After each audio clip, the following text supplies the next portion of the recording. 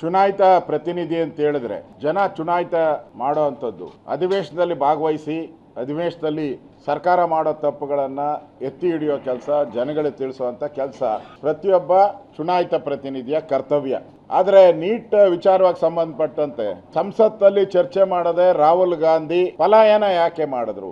Y? ಚರ್ಚೆ ಮಾಡಕ್ಕೆ ಅವಕಾಶ ಇದೆ, ಚರ್ಚೆ ಮಾಡಕ್ಕೆ ನಿಯಮಗಳಿದೆ. ಯಾವ ನಿಯಮದಡಿ ಚರ್ಚೆ ಮಾಡಬೇಕು ಅಂತ ನಿಯಮಗಳನ್ನ ನಮ್ಮ ಸಂವಿಧಾನದಲ್ಲಿ ರೂಪುಗೊಂಡಿದೆ. ಅದು ಬಿಟ್ಟಿಟ್ಟು ರಾಹುಲ್ ಗಾಂಧಿ ಪಲಾಯನ ಯಾಕೆ ಮಾಡ್ತಾ ಇದ್ದಾರೆ?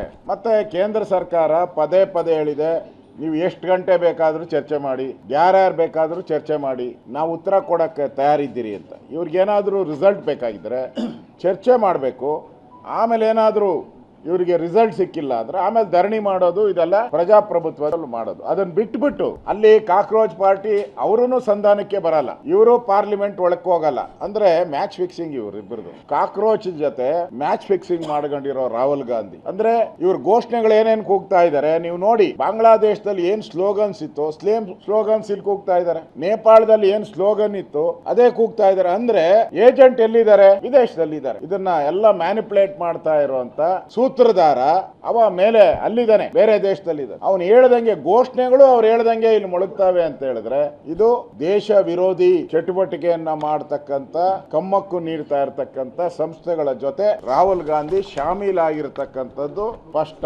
ಈ ಎಕ್ಸಾಮ್ಸ್ ಏನು ಇವತ್ತಿಂದ ಅಲ್ಲ, ಈ ತರ ನೂರಾರು ಸಾವಿರಾರು ಎಕ್ಸಾಮ್ಸ್ ಪ್ರಶ್ನೆ ಪತ್ರಿಕೆಗಳು ಲೀಕ್ ಆಗಿದೆ. ಅವಾಗ ಕಾಂಗ್ರೆಸ್ ಹೇಳ್ಬೇಕು, ನೋಡ್ರಿ ನಾವು ಇದ್ದಾಗ ಈ ತರ ಪ್ರಶ್ನೆ ಪತ್ರಿಕೆ ಲೀಕ್ ಆಯ್ತು, ನಾವು ರಾಜೀನಾಮೆ ಕೊಟ್ರಿ.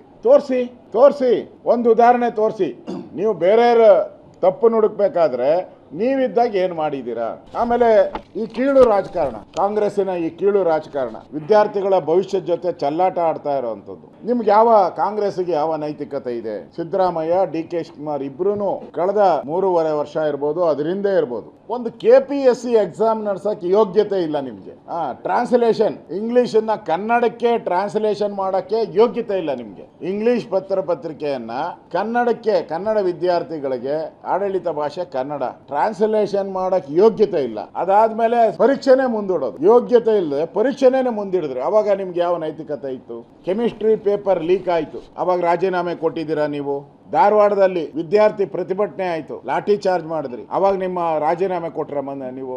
ಅಂದ್ರೆ ಕರ್ನಾಟಕದಲ್ಲಿ ಎಲೆಕ್ಷನ್ ಏನೇನು ನಡೆದಿದೆ, ಎಕ್ಸಾಮ್ಸ್ ಏನೇನು ನಡೆದಿದೆ, ಆ ಎಕ್ಸಾಮ್ಸ್ ಅಲ್ಲಿ ಮಾಡಕ್ಕೆ ಯೋಗ್ಯತೆ ಇಲ್ಲ ನಿಮ್ಗೆ. ಇದುವರೆಗೂ UPA ಆಡಳಿತದಲ್ಲಿ ಕಾಂಗ್ರೆಸ್ಸಿನ ದ್ವಂದ್ವ ನಿಲುವು ಏನು ಅಂತ ಹೇಳಿದ್ರೆ, UPA ಆಡಳಿತ ಅವಧಿಯಲ್ಲಿ AIIMS ಪರೀಕ್ಷೆ ನಡೀತು, AIEE ತ್ರಿಬಲಿ ಪರೀಕ್ಷೆ ನಡೀತು, CPMT ಸೇರಿದಂತೆ ಹಲವು ರಾಷ್ಟ್ರೀಯ ಪರೀಕ್ಷೆಗಳು ಪ್ರಶ್ನೆ ಪತ್ರಿಕೆ ಸೋರಿಕೆ ಆಗಿದೆ UPA ಕಾಲದಲ್ಲಿ. ಅವಾಗ ನಿಮ್ಮ ಅಮ್ಮ ರಾಜೀನಾಮೆ ಕೊಟ್ಟಿದ್ರ, ನಿಮ್ ಅಜ್ಜಿ ರಾಜೀನಾಮೆ ಕೊಟ್ಟಿದ್ರ, ನಿಮ್ ಮನಮೋಹನ್ ಸಿಂಗ್ ರಾಜೀನಾಮೆ ಕೊಟ್ಟಿದ್ರ?